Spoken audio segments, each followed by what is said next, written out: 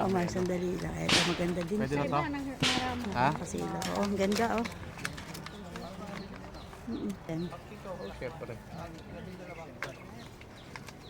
Ang liit ng ano ah. Blueberry masarap.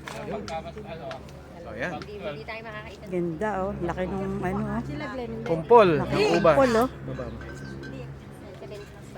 Yan. Ayaw kumain. So, libre yung tikim dito. Tikman natin kung okay to. Yan. Tikman natin ang ubas ni Mang Ramon dito sa Caba, La Union. Then, nice experience.